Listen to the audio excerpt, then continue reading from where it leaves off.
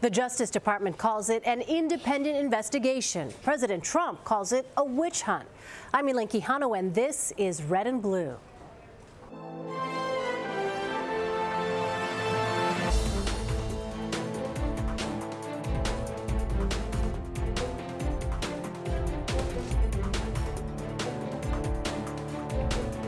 Ahead on the program, the cloud of scandal surrounding ousted National Security Advisor Michael Flynn rears its head again. The explosive new reports about the man at the center of many of the Trump administration's Russia problems. And a look back at the innovative and controversial Fox News founder Roger Ailes. Why some of the traits that led to the conservative media pioneer's rise may have also led to his fall. But first, President Trump is preparing to leave for his first international trip since taking office.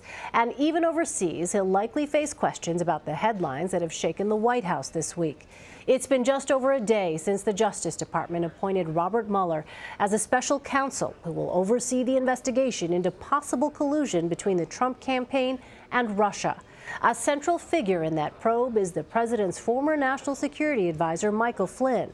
Several reports in the past day are raising new questions about his role in the Trump campaign and the current state of his relationship with the president. Reuters reports that Flynn and other Trump campaign advisors had at least 18 contacts with Russian officials and Kremlin associates in the final months of the presidential campaign. McClatchy News reports in the days before inauguration, Flynn blocked a military plan against the Islamic State that Turkey had opposed. The New York Times reports Flynn told the Trump transition before inauguration that he was under federal investigation for unreported work as a lobbyist for Turkey, a claim the White House denied on Thursday. And Yahoo News reports as recently as last month, long after he was forced to resign, Flynn told friends he and the president were still in contact. Michael Isikoff reported that piece, and we'll speak to him in a moment. On Thursday, the president commented on the Justice Department's decision to appoint a special counsel and for the first time denied trying to shut down the FBI investigation into Flynn. Mr. President, I'd like to get your reaction to Deputy Attorney General Rod Rosenstein's decision to appoint a special counsel to investigate the Russian interference in the campaign. Was this the right move, or is this part of a witch hunt? Well, I respect the move, but the entire thing has been a witch hunt, and there is no collusion between certainly myself and my campaign, but I can always speak for myself and the Russians, zero. I think it divides the country. I think we have a very divided country because of that and many other things. So I can tell you that we want to bring this great country of ours together, John. Did you at any time urge former FBI Director James Comey in any way, shape, or form to close or to back down the investigation into Michael Flynn? And also, as you look back... No. Next question. Yahoo News chief investigative correspondent Michael Isikoff is in Washington. So, Michael, you have been reporting that the president has been in contact as recently as last month with a man who's at the center of many of the Trump administration's Russia problems. Now, one Republican senator says Mike Flynn might also be at the center of a criminal investigation. Let's listen to what he said on Thursday. It was a counterintelligence investigation before now. It seems to me now to be considered a criminal investigation. So I want to ask you, what has Mike Flynn been telling his friends about recent communications with the president? Well, first of all, he remains steadfastly loyal to President Trump, even though President Trump fired him, even though his lawyer has suggested has said he wants immunity in exchange for any testimony he provides, which triggered all sorts of speculation that he might be willing to finger President Trump in some wrongdoing. Michael Flynn has told friends and associates, no way, thank God President Trump is president, he said to one friend after Trump had fired him.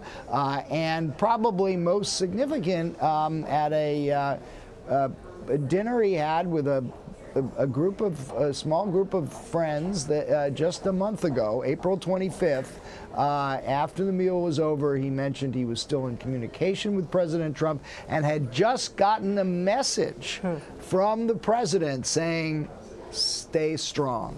And Michael, did your sources indicate how it was that the president sent that message to Flynn? No, there was no indication of whether this was a phone message, a Twitter message, direct message, a text message. We don't know, but it raises obviously a lot of questions. The very idea that the president would be in communication with the subject of a criminal investigation is pretty surprising in and of itself. You put it together with the accounts of James Comey's meeting with the president on February 14th, in which the president asked Comey to back off the investigation of Flynn. And, you know, there are the elements that could be put together to make a case that there's been some effort to obstruct justice here. Now, I should say that Flynn's friends put a very different cast on it. They say these are just two men who are have bonded together during the campaign, felt they were in a foxhole, and have stayed loyal to each other. And when Trump made those comments to Comey, if in fact he made them, he sort of denied that he made them in the press conference today, but this is according to Comey's reported account in that memo. It was just a plea to go easy on an old friend who was down on his luck and had been ostracized by peers and was having trouble finding new employment to pay some very steep legal fees. So you say it raises questions. Is there anything illegal about that kind of contact between the president and Flynn? Not in and of itself, but it obviously depends on how much contact, what they have been saying to each other, and have they talked about the prospect that Flynn might testify and what he would say if he did testify. If the conversation moved in that direction, then it could arguably be a case of witness tampering. But I think these are questions that Bob Mueller, the new Justice Department special counsel, is going to have to sort out. And given now we have a report that there's been communication between Flynn and the president, I think it would be likely that Mueller would want to see what the nature of those communications have been. So, Michael, you mentioned that Flynn's lawyer said back in March he'd be willing to be interviewed by the Senate Intel Committee in exchange for immunity. But at the same time, Mike Flynn seems to be unwavering in his loyalty to the president. Those two things would seem to contradict each other somewhat. What have your sources indicated about Michael Flynn's feelings toward the president? Well, just that he, as I said, he is totally loyal to the president. There doesn't seem to be, at least in what Flynn is telling friends and associates, any daylight between himself and the president.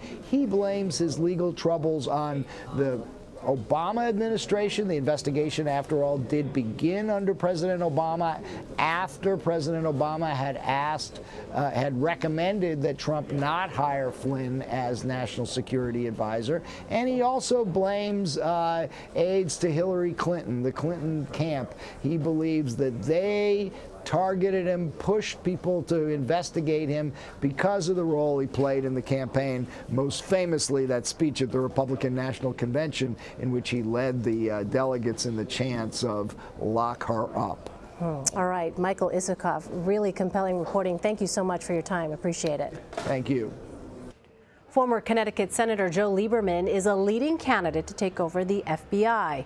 He was a member of the Democratic Party until 2008, the year he endorsed John McCain's candidacy for president. He then served as an independent senator until leaving Congress in 2013. He enjoys broad support among Republicans, but members of his old party are less enthusiastic. Here's what members from both sides of the aisle are saying. I worked with Joe Lieberman for many years. He is a close friend of mine. He is a person of utmost integrity, and I'd be very comfortable with him in that position. I have no idea whether he wants the job, but I'd be very comfortable. I think in a very divided nation's capital and a very divided country, Joe Lieberman's probably the only person who could get 100 votes in the Senate. He's universally well respected. I have great admiration for Joe Lieberman, and I think he could do a fine job. But ultimately, that's the president's decision to make. He's one of the most wonderful men that I have ever known. He has enormous prestige and affection on both sides of the aisle, and he's been responsible for some major activities here in the United States Senate. For example, after 9/11, he was the first chairman of the Homeland Security, second chairman of the Homeland Security Committee. He's been very active in a lot of issues, and so I think he's extremely well qualified. What we want is an FBI director who is independent, who has experience, who can bring credibility to the position. And so from our perspective, from my perspective, I will wait until that name is proposed, and I'm not going to speak about any individual nominee. Thank you. I believe, in general, the nominee for FBI director ought to be someone with a background and expertise and experience in criminal justice, preferably a prosecutor, and ought to have no political connections or ties. And I believe that that would rule out Joe Lieberman. I'm not ruling out anyone. That's just my preference as to the qualification. I'm not commenting on any particular individual. I think it's a mistake to nominate anyone who's ever run for office. I'm somebody who spent a lot of time in law enforcement. This is a moment where we need a law enforcement professional that's never campaigned for a presidential candidate, never campaigned for office, never worn a party label to head the FBI. We're learning about other interactions between the president and James Comey that friends of Comey say left the former FBI director unsettled. The New York Times reports about a call from President Trump to Comey asking him when authorities would announce that he was not personally under investigation. Comey reportedly told the president that there were proper procedures for such questions. Comey was also unsettled by the president's treatment at a White House reception in January. Mr. Comey reportedly tried to blend in with a curtain in the Blue Room so that the president would not call him out. When Mr. Trump spotted him and called him over, Comey was determined to avoid a hug from the president. We're going to slow-mo this down here for you. You see Comey, who's 6'8", reach out for a handshake, but then the president pulled him for an embrace, which Comey did not appear to reciprocate there. A rather firm-looking handshake, though. What do you think, gentlemen? Let's bring in Ed O'Keefe and Niall Stanage in our Washington bureau. Ed is a CBS News political contributor. Niall is a White House columnist for The Hill. Oh, where to start? Let's do this. Let's play another clip from the president's remarks today. At several points, he deflected questions and pivoted to messages from his campaign. Take a listen. We have a lot of great things going on, so I hate to see anything that divides. I'm fine with whatever people want to do, but we have to get back to running this country really, really well. We've made tremendous progress in the last 100 and some odd days. We look forward to getting this whole situation behind us so that when we go for the jobs, we go for the strong military, when we go for all of the things that we've been pushing so hard and so successfully, including health care, because Obamacare is collapsing. We need to cut taxes. We're going to cut taxes. If I get what I want, it'll be the biggest tax cut in the history of our nation. All right, Ed, let me start with you. What's your assessment of his messaging strategy as presented in this news conference? Well, he's trying to move on. He's trying to refocus attention on the work that his administration desperately wants and frankly needs to be focused on instead of this ongoing investigation now. And that's going to be very hard. This is a problem that faced Bill Clinton's administration when the special counsel was investigating the Lewinsky affair and all the related business. It was an issue for the George W. Bush administration, too, more recently when they were dealing with the fallout from the Valerie Plame affair and the leak investigation into who was sharing classified information. Wasn't as significant legally as the situation now facing the current president, but it's the kind of thing that creates distractions. And given that this was something that really was started by and stoked by the president, it's going to be much harder for him to try to shift attention away. It'll be very interesting to see as he leaves tomorrow for his first overseas trip, a 9-day trip, let's point out, how he is able to keep attention on what he's doing there in the Middle East and in Europe versus the developments that we may be learning about back here in Washington. And I think it's going to be really tricky for the White House as it moves overseas, the operation in essence, to somehow control what's going on back here and tout what he's doing over there. Certainly would seem to be a lot of juggling. But Niall, let me ask you, is moving on, though, somewhat easier for a president who has a rock-solid base, as this president does? Well, we don't really know that for a fact that he has a rock-solid base. It is certainly true that he has survived a lot of controversies that would have damaged other candidates last year, never mind a president. But we are yet to see the real fallout from this enormously dramatic week. Yes, he's trying to move on. He's trying to get back onto the agenda of jobs, of healthcare, things of that nature. But let's remember, it was only a couple of weeks ago that Republicans in the House passed healthcare legislation. That now seems distant history because this controversy is so all-consuming. And I agree with Ed's point entirely. I think it's a very difficult thing to move past, even if the president wishes to do so. Right. So you touched on this, Ed. I mean, the role that these controversies may play in the president's trip here overseas, certainly there are going to still be questions for him and perhaps from world leaders about what it is that's happening in this country.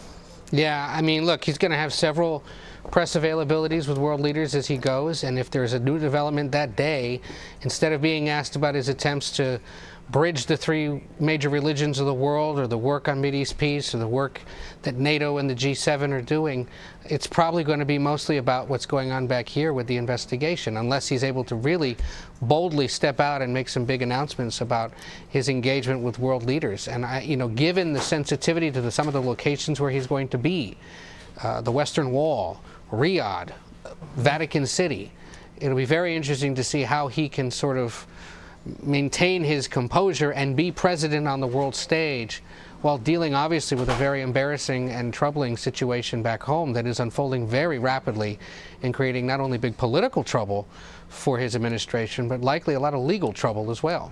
Yeah, it would seem, Niall, certainly a lot of pressure given what Ed just laid out there, this tableau of, in and of itself, a very tricky sort of navigation of world currents, political currents, and at the same time trying to field questions about the domestic front here. Yeah, I think that's absolutely true. You know, overseas trips like this would be a challenge even to a president who had come to office as a much more seasoned politician, as someone who had spent years within the quote-unquote political establishment. That's clearly not President Trump's background. He's someone whose focus has been very much on the domestic sphere, so the foreign trip is very challenging. And as you say, Elaine, we don't know what is going to come out back here while he is overseas, whether there are going to be any more revelations that cause him difficulty. So it's really, it's a lot to juggle here, and the stakes are very high. So I think it's a challenge for sure. On the domestic front, Ed, let me ask you, how do you interpret this Democratic rejection or hesitance to support Joe Lieberman as FBI director? Because he's a former elected and partisan politician. Yes, he's a former Democrat, but remember, he actually had to run as an independent back in 2006 because he had been primaried for his support of the Iraq War. Very few of his colleagues that he served with are still in the Senate, and the place has become a much more partisan body than since he was there. You played footage earlier from John McCain and Susan Collins, probably his two best friends and working partners in the Senate. Both of them are Republican. If John Cornyn thinks that Joe Lieberman can get 100 votes in the Senate, as he suggested earlier. Look, not even the Pope could get 100 votes in the Senate right now. I don't think Lieberman's going to be able to do it. Democrats have made very clear they believe it should be somebody who is a nonpartisan figure, be that a former judge, somebody like Robert Mueller, who is a nonpartisan, above the political fray kind of guy. You've seen some Republicans suggest that it should be a Democrat. Pat Toomey, most famously, the senator from Pennsylvania, said this week, why not pick a Democrat? That way we'll get some bipartisan support. They're trying too hard, though, frankly, over at the White House. They don't need to find a Democrat to hold the job. In the view of Democrats, they need to find somebody who is above board, and the White House hasn't done that necessarily. Yeah, I mean, Niall, what does it tell us about the White House's ability to read the political landscape, the notion that Joe Lieberman is a leading candidate for the FBI director position? I don't think it says anything great, to be perfectly honest, Elaine. I think that one of the things that was interesting in the clips that you played of Democrats was that they were being quite tactful while sort of walking past the fact that Joe Lieberman is so disliked in the Democratic Party, primarily for his support for the Iraq War, but also for endorsing John McCain over Barack Obama in 2008. So that is itself a huge issue, and I think that there's this attempt sometimes on the White House's part to go for, frankly, slightly gimmicky political choices, and I don't think that's really the way forward in this instance. And Elaine, in this instance, you know, beyond Washington, there may be some political sense to this decision, because his base and maybe voters who pay less attention to the bump and grind of Washington every day will go, oh, good for him. He's picking himself, a Democrat, to lead a very important law enforcement agency, and a guy who is well respected and well known by many Americans. Remember, he ran for president, he was a vice presidential candidate, and people remember probably that he endorsed McCain and had worked with Republicans. So beyond Washington, this may look like a great idea, and his base will like the fact, perhaps, that he's reaching out across the aisle. Problem is, back here in Washington, Democrats don't want him. The other thing to remember, as long as all 52 Republicans hold together, Joe Lieberman gets to be FBI director, because the Senate rules right now only require 52 votes. Excellent points. Meantime, House Oversight Chair Jason Chaffetz is set to step down from Congress in June. What position has he been put in, Niall, with these investigations? Jason Chaffetz has been a pretty central figure in all of this. Most recently, he has, within the past 24 hours, sought to use subpoena power to get this now famous memo that James Comey supposedly wrote after meeting President Trump. Chaffetz has an interesting history in that he was by no means a stalwart supporter of candidate Trump, particularly around the time of the famous Access Hollywood tape.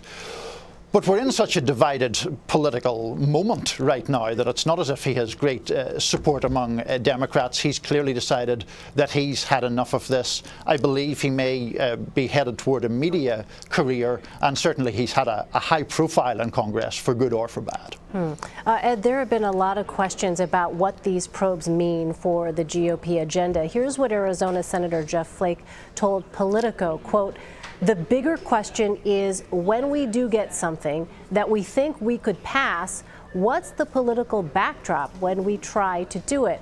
So can you break this down for us, Ed? Why is this political backdrop so significant? Because right now, what's dominating the conversation is the fact that the president is under now an investigation that very well could cripple his government's ability to get anything done if several different senior officials or former campaign associates or even other people close to the president somehow get embroiled in this.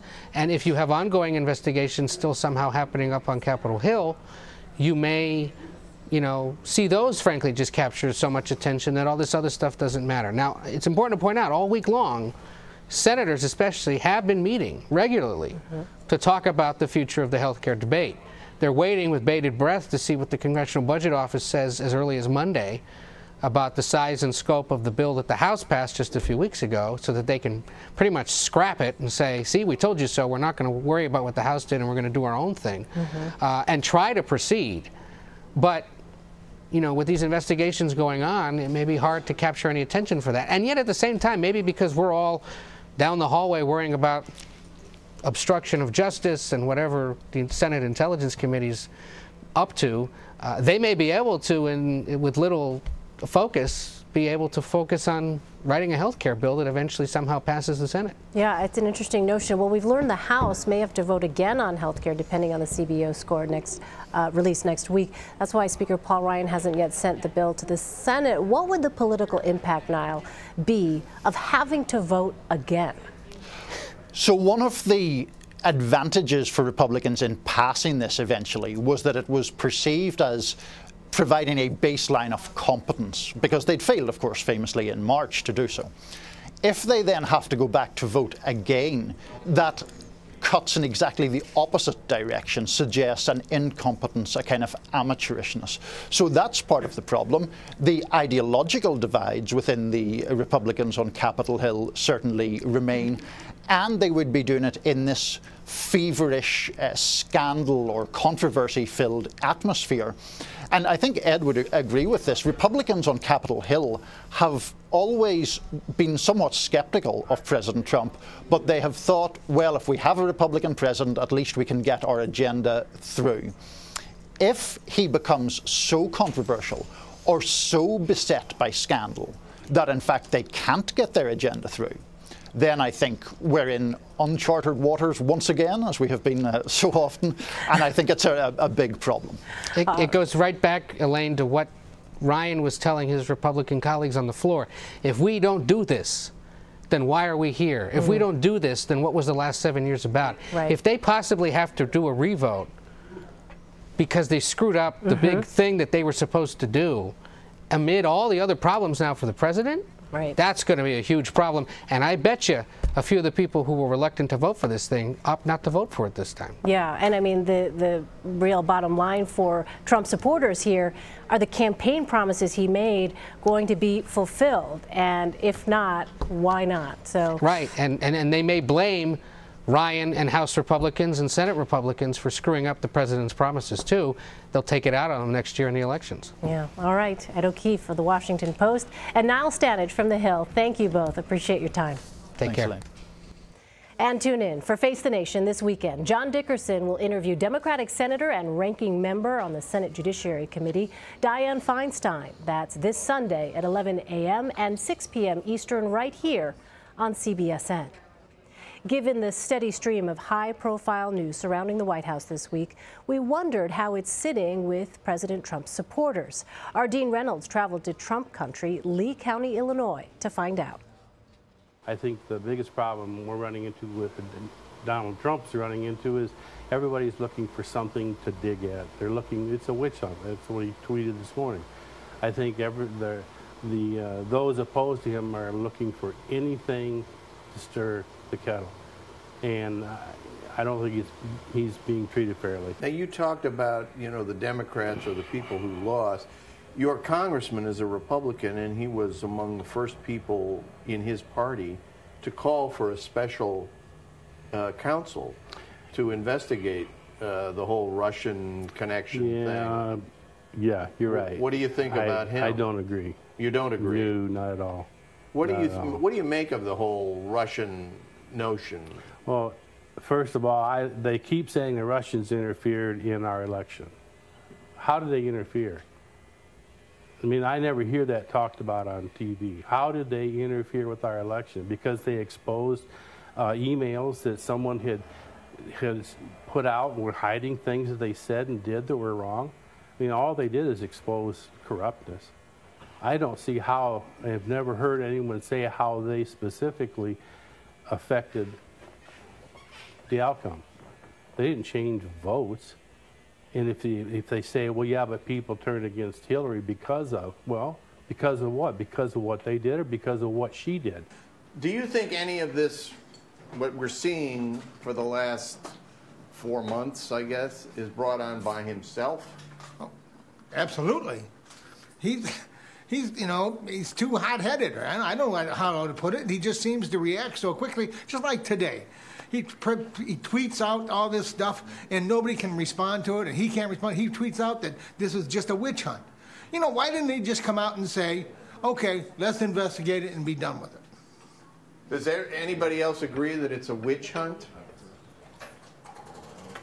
What, you mean a witch hunt of like him? It's false. The fact that they have now named a special counsel to investigate something that really is a scam, that there's nothing there. Yeah, I don't know. I don't know what else they could do necessarily. There are enough people that believe one way or the other that they almost need this, sort of middle party put in place, such as the former FBI director, who People will trust that. You know, they never people who want to believe one way or the other never trust the outcome anyway, no matter on these, you know, on any of these commissions that they've had necessarily over there. There's still people trying to, you know, find another assassin of John Kennedy. Yeah. You know, it's, and that's, you know, 50, 60 years ago. How do you react to the talk of impeachment already?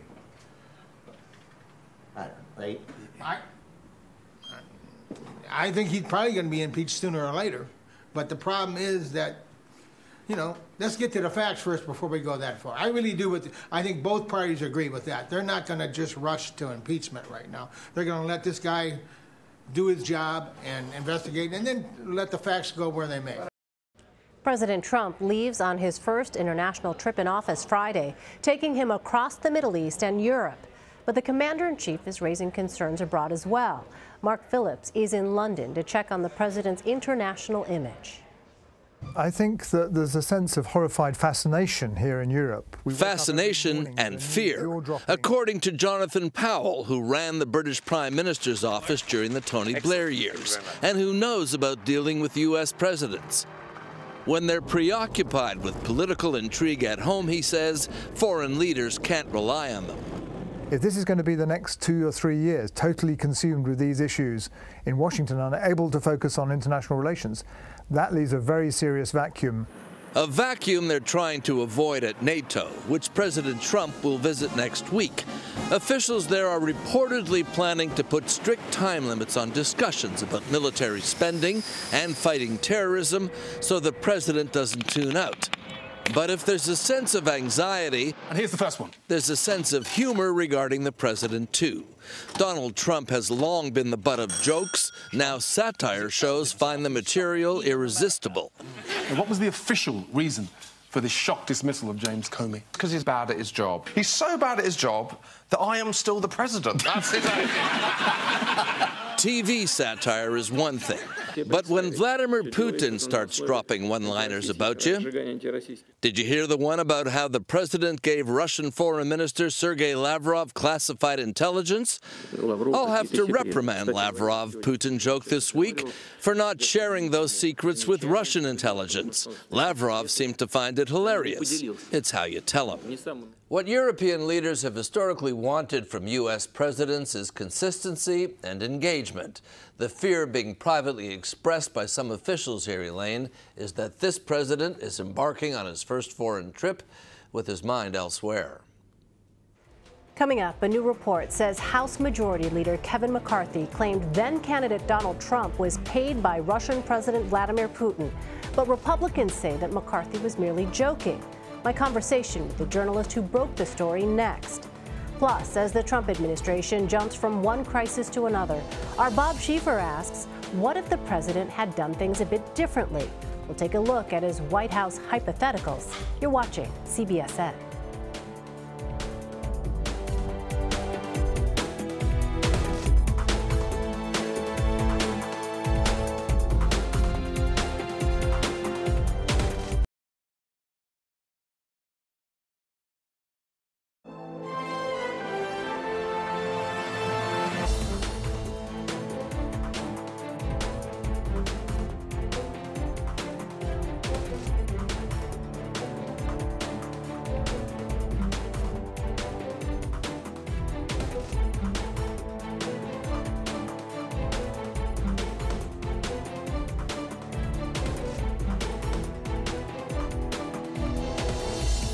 Here's a story you may have missed on Wednesday. The Washington Post reported on comments from House Majority Leader Kevin McCarthy in a closed-door conversation last spring.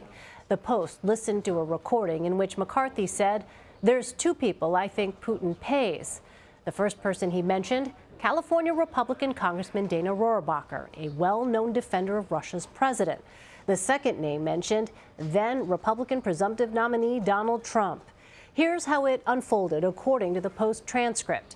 Congressman McCarthy, there's two people I think Putin pays, Rohrabacher and Trump. Laughter. Swear to God. Speaker Paul Ryan, also in the room, interjected. This is an off the record. Laughter. No leaks. Laughter. All right. Laughter. This is how we know we're a real family here. I spoke earlier with the Washington Post reporter who broke the story, Adam Entus. How many people from the Post listened to the recording, and how is it vetted? If you could just shed a little bit of light on that. Yeah, so a few of us here at the Post listened to it, including some of our reporters that cover the leadership, to identify the voices, and then we basically confirm the voices. And as we said in our story, we quote a person who attended the meeting in question, who told us when we approached that person about this information, the person confirmed that on the record for us that was the exchange. Well, your transcript notes the laughter in the room, but your article's lead calls McCarthy's comment a, quote, politically explosive assertion. If this was just humor behind closed doors, what are the political implications? Yeah, I mean, we tried not to characterize, whether or not he was joking or not. Frankly, from listening repeatedly to the audio, it's really hard to tell. McCarthy, when he delivers that key line that you quoted about him saying that I think there's two people that Putin pays here, Rohrabacher and Trump, that is a total deadpan. He is not trying to sound funny to my ears, nor to the ears of the other people that listen to it. And then when there is laughter in the room, it's not McCarthy who's laughing, as far as I can tell. And then he says, swear to God. So, I really don't know McCarthy personally. I don't know his sense of humor. Just, I think the important context to understand here is Ryan says, basically to everybody in the room, let's keep this a secret. When we approached Ryan's office and McCarthy's office to ask them about this exchange, their response was, it did not happen. They denied it. They said they were there and that it did not happen. Only once we told them that we had listened to a recording did they then acknowledge that yes, indeed it happened. And then, of course, their memories are all suddenly came back and it was all just a joke, right? So I think a comparable here is that tape that the Post obtained during the campaign of Trump when he was talking to Billy Bush. What was this? Was he serious about what he said, or was that just banter between two guys? I think what we see in this tape that we've reviewed is it could be banter, or it could be that he's touching on something that he believes, but only says in this sort of a way. Yeah. Well, this conversation happened a day after news broke of the Russian hack on the DNC. Help us understand that context. Yeah, I think you have to understand also, this is June 2015. The Russians haven't started to leak anything yet. The Clinton emails have not been released to WikiLeaks. That doesn't happen for another month. So it's very early for somebody to make a statement like this, frankly. Hillary Clinton doesn't make any statements even close to this for a month or longer. So for McCarthy to say something like this, he's really, frankly, ahead of the curve, if you will, in terms of making such an assessment based on the information that was publicly available. At the time, Trump was making statements that were very positive about Putin. And those statements were at odds with McCarthy's public statements on Putin, for example.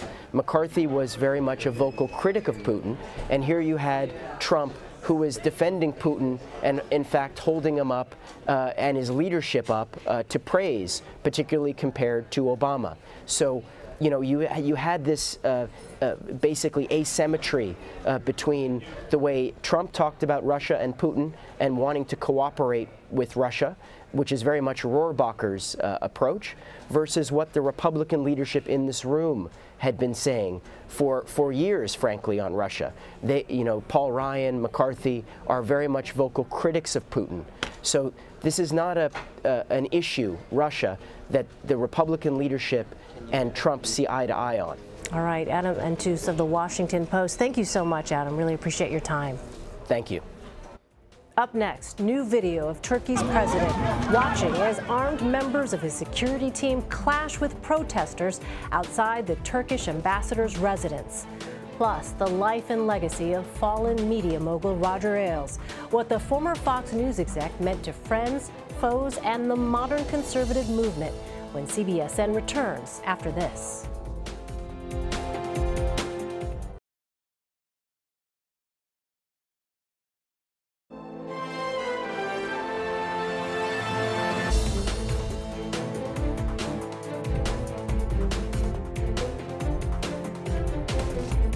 Here's a look at some of the headlines you'll be talking about on Friday. Politico reports the Trump administration might be backing away from a key campaign promise. Treasury Secretary Steve Mnuchin on Thursday said the White House would not be breaking up the nation's biggest banks. The administration had reportedly said it was open to a new version of the Glass-Steagall law, which separated commercial and investment banking. And the Washington Post reports the EPA is gearing up for some big changes. A memo from the agency's chief financial officer reportedly says the EPA plans to set aside millions of dollars for buyouts and early retirements. That memo also reportedly notes $800,000 set aside for EPA leader Scott Pruitt's security detail. And BuzzFeed reports President Trump isn't the only person traveling to Saudi Arabia this week. Country singer Toby Keith will reportedly perform in the country on Saturday for an all-male audience. Men and women cannot be in public together in Saudi Arabia. Keith also performed the night before the president's inauguration. Now an update to a story we've been reporting on about a fight outside the Turkish embassy in Washington.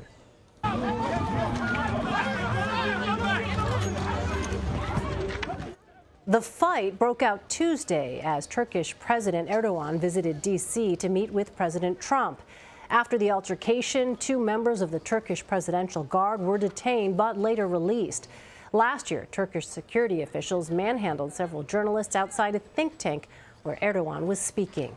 But new video shows Erdogan sitting in his black Mercedes as a member of his Presidential Guard runs off toward the crowd.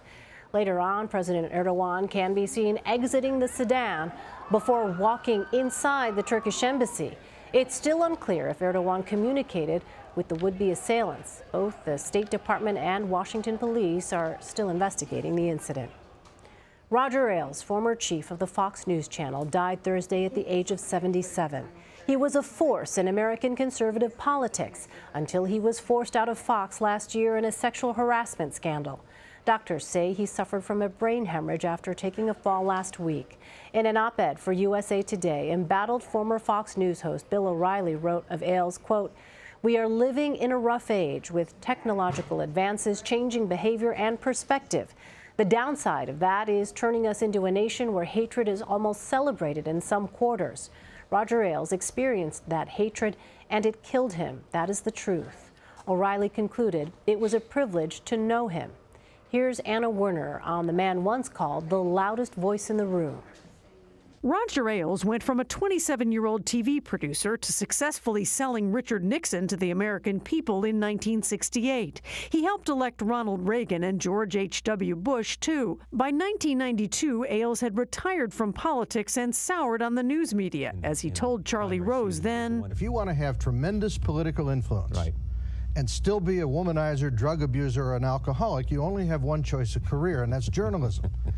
But 4 years later, Ailes would become founder and CEO of the Fox News Channel. Caution. With conservative commentators like Bill O'Reilly. Why did viewers watch? He told Rose in 2001. They think that perhaps points of view are being eliminated and some stories are being eliminated on other channels. And that's why we're winning. H.W. Bush said Ailes wasn't perfect, but called him my friend. Fox host Sean Hannity called him a second father. But critics like Dr. Jeffrey Jones, director of journalism's Peabody Awards, said no one had done more harm to American democracy in the last generation. No, I mean, the stock market's very enthused. Many believe Fox News support for President Trump helped get him elected. In a 2014 autobiography, Ailes is quoted in 2010 telling Fox News executives, "I want to elect the next president." But Ailes' reign would not make it to Election Day. Numerous women at Fox News, including former anchor Gretchen Carlson, alleged he sexually harassed them. Facing a lawsuit, Ailes resigned last July. Up next, former Face the Nation host Bob Schieffer's take on the what-ifs facing the White House. You're watching CBSN.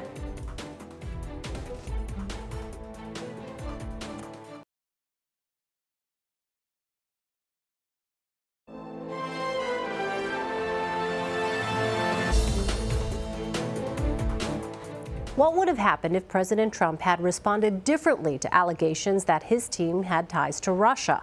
Might things be different now? CBS News political contributor and former moderator of Face the Nation, Bob Schieffer, takes a look at what might have been. I interviewed John McCain the other night during a chaotic week, and he said, Bob, we have seen this movie before. So I'm thinking, what if this movie had a slightly different plot? What if President Trump had taken Barack Obama's private advice to get General Flynn to resign in the beginning? What if he had cut Flynn loose after Flynn told the Trump team he was under federal investigation?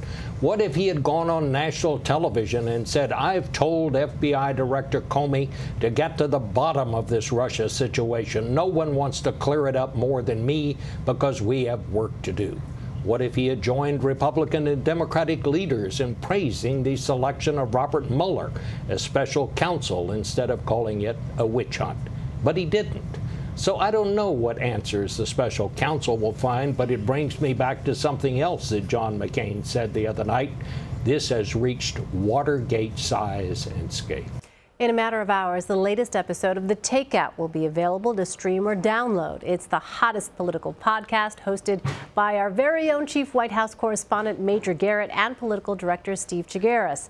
This week's guest is Republican Congresswoman Marsha Blackburn of Tennessee. The group discussed the controversial memo written by former FBI Director James Comey, the White House's relationship with the media, and its overall strategy dealing with the public. Would share concerns that there seems to be a lack of structure and discipline that with as much as is coming at this team. And I do think that they have to realize that many in the media and many on the other side of the aisle are not going to work with them. And they do have to realize that there are those that served in previous administrations who maybe do not wish them success. And because of that, they have to approach each day as saying, let's not give them something to talk about. Let's not make news by our process. Let's be very judicious in what we choose to say. I do think that it is time for the president and the vice president to put the team in the huddle and say, okay, we've anybody who's talking out of school, cut it out. Does that include the president himself? Here's the whiteboard. Would I be tweeting? No. New episodes of The Takeout are available Friday mornings on iTunes, Stitcher, Google Play, and Spotify. But if you want to watch The Takeout, tune in on Friday and Saturday nights at 9 and midnight Eastern, right here on CBSN. Before we go to break, your moment of levity. President Trump has had his fair share of theories, but one of the more interesting ones involves his view of the human body. Stephen Colbert explains. At the age of 70, Trump doesn't have the energy of a child, in part because he doesn't believe in exercise. According to the Washington Post, Donald Trump believes the human body is like a battery with a finite amount of energy, which exercise depletes. Okay, good news, kids. There's going to be a new presidential physical fitness test. See that rope? Don't touch it. Okay, you passed. Here's your sticker. Run along. Now, in case you also get your medical advice from medieval barbers, the article helpfully explains the human body actually becomes stronger with exercise. That, according to a recent study by the New England Journal of No Duh. That, of course, is not how Donald Trump sees it. No, apparently, Trump thinks that a person is born with a finite amount of energy, which, may I point out, by that logic, would mean that the strongest people in the world are babies. They got the most. Once that fontanelle closes, they're killing machines. They have no object permanence yet, so they won't miss you when you're gone. So that's we make Delta Force out of them and just toss them out of planes at people. Though I suppose we should have seen his anti-exercise thing coming. After all, one of the first things Trump did was replace Michelle Obama's Let's Move campaign with his own Let's Not. The Late Show with Stephen Colbert airs weeknights at 11:35, 10:35 Central, only on CBS. That does it for this edition of Red and Blue. I'll see you back here on Monday at 9 p.m. Eastern. More news after the break. You're watching CBSN.